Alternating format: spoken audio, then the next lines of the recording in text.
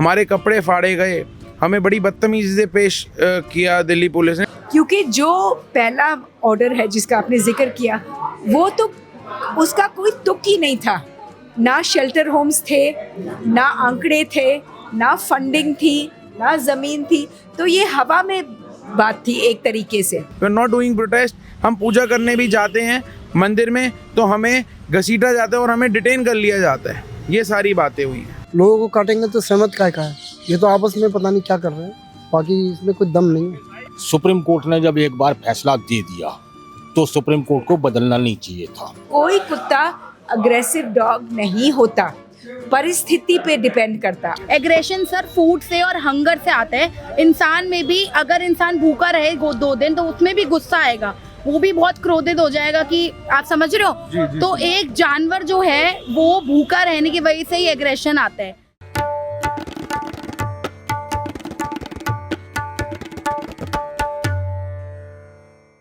Supreme court ने आज यानी 22 अगस्त को अपने एक पुराने फैसले को, जो उन्होंने 11 अगस्त को सुनाया था, जिसमें कहा गया था कि दिल्ली एनसीआर की सड़कों पर रहने वाले आवारा कुत्ते, स्ट्रे डॉग्स को वहाँ से उठाया जाए और शेल्टर होम्स में शिफ्ट किया जाए। इसी के साथ उन्हें वैक्सीनेट किया जाए, स्टेरिलाइज किया जाए।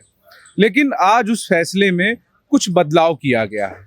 सुप्रीम कोर्ट ने अपने आदेश में सुनाया, कहा कि जो आवारा कुत्ते हैं, जो स्ट्रीट डॉग्स हैं, उन्हें उठाया तो जाए, उन्हें स्टेरिलाइज भी किया जाए, उन्हें वैक्सीनेट भी किया जाए, लेकिन उन्हें कैद ना किया जाए, उन्हें सड़कों पर वापस छोड़ दिया जाए।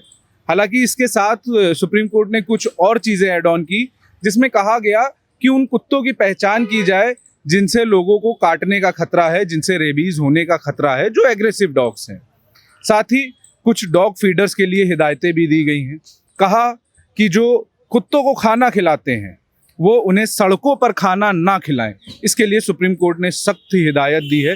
कहा है कि ऐसा करते हुए पाए जाने पर उनके खिलाफ कार्रवाई होगी।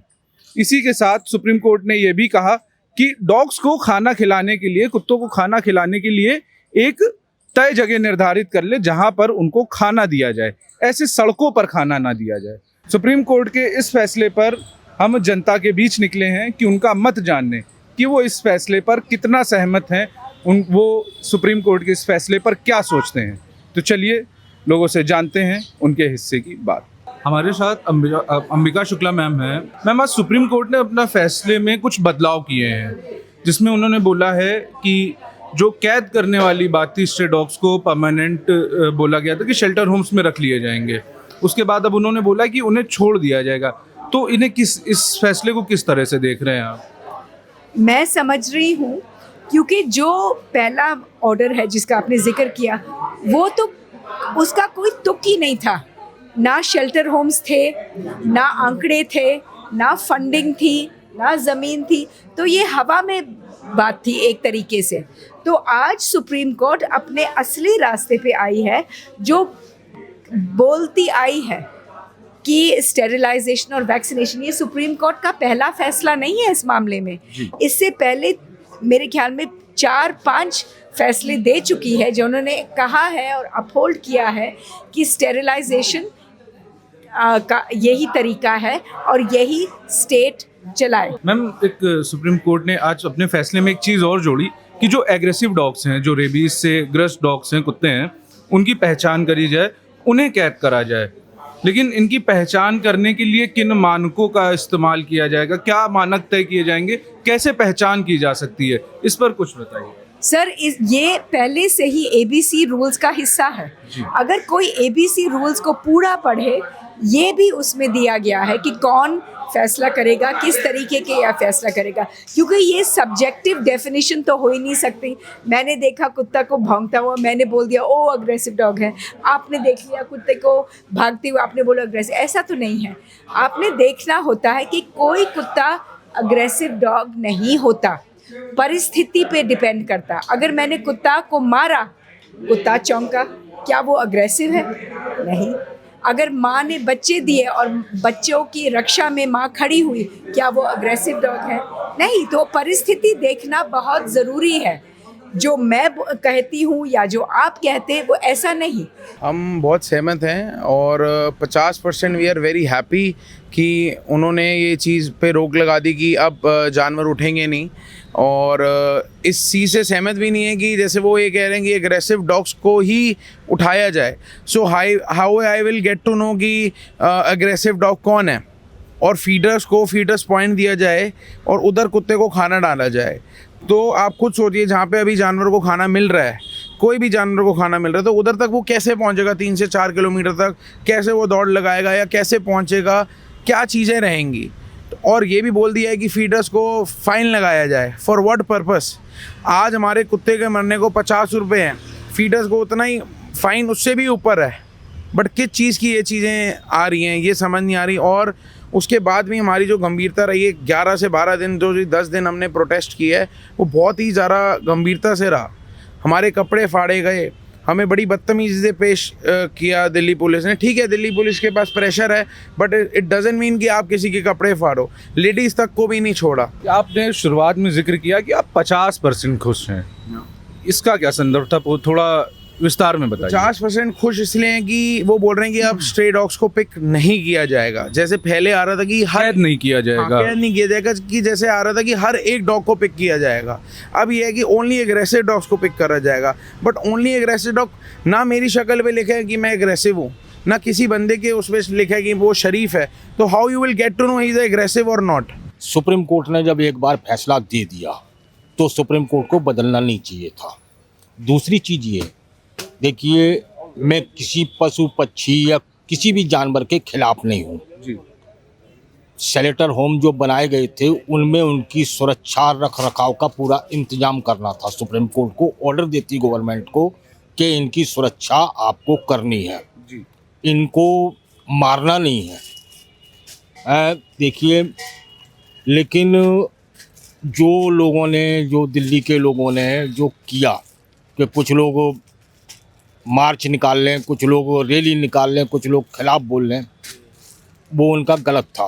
अगर कुत्ता पालना है, मेरे घर में भी कुत्ता है जी, मैंने भी पाल रखा है जी, लेकिन मैंने उसको, यानी अब तो उसकी पूरी उम्र हो चुकी, 12-13 साल का हो चुका जी। जब वो दी एंड होगा तभी मैं उसको दफना के उसके बाद मैं सांस लूँगा, उससे पहले मैं उसको छोड़ूंगा नहीं। मैं कुत्तों के खिलाफ नहीं हूँ, ना ही लोगों के खिलाफ। लेकिन सुप्रीम कोर्ट को हमारे देश के जो कानून है कुछ, वो लचर हैं। गवर्नमेंट भी जानती है, सुप्रीम कोर्ट भी जानता है और आम लोग भी जानते हैं। देखिए, रिवाइज़ किया है तो थोड़ा सा ठीक भी किया है, क्योंकि अगर उनको कैद करना है तो फिर वो तो गलत है। देखिए, कुत्ते, क्योंकि डॉग्स आर ह्यूमन्स फ्रेंड, तो आप हमें उनसे दूर करेंगे तो अच्छा नहीं लगेगा। मतलब कोई भी है, हम पार्क में जाते हैं, कहीं भी जाते हैं, तो कुत्तों के सर पे अगर हाथ फिरा देते हैं, बहुत सब कुत्ते नहीं काटते हैं, मतलब मैक्सिमम 1 से 2% कुत्ते काट सकते हैं, वरना कुत्ते तो सब, अगर थोड़ा सा कुछ डाल दो तो पूछ चिल्ला तो आपके पास आ जाएंगे। तो कुत्तों को ऐसे बंद करना तो बहुत गलत था।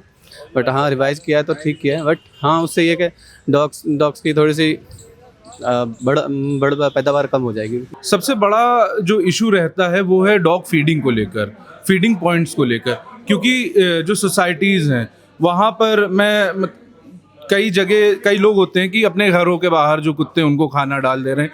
कई हाउसवाइफ्स होती हैं, घर का बचा हुआ खाना अपना बाहर रख देती हैं, तो कुत्तों की आदत बन जाती है उन जगह जाकर वो खाना खाने की। ऐसे में फीडिंग पॉइंट्स एक बहुत बड़ा नाकाम फैसला साबित होता है कि सक्सेस नहीं होते हैं फीडिंग पॉइंट्स। इस पर आप क्या कहेंगे? इन्हें सक्सेस करने के लिए क्या चीज़ें करी जा सकती हैं? सर, ये बहुत सिंपल तरीका है और ये भी दिया गया है ABC रूल्स में। कोई फॉलो नहीं कर रहा है, इसीलिए प्रॉब्लम खड़ी कर रहे हैं। नहीं तो फीडिंग पॉइंट्स में कोई खराबी नहीं है, इससे कोई मामला बनता नहीं है, इसमें कोई इशू नहीं होता। ये सलूशन का हिस्सा है। अगर कुत्ते हमारे आसपास रहते हैं और हम उनको भूखा रखें तो कुत्ता जैसे इंसान चिड़चिड़ ना होगा। तो feeding is a necessary part of the solution.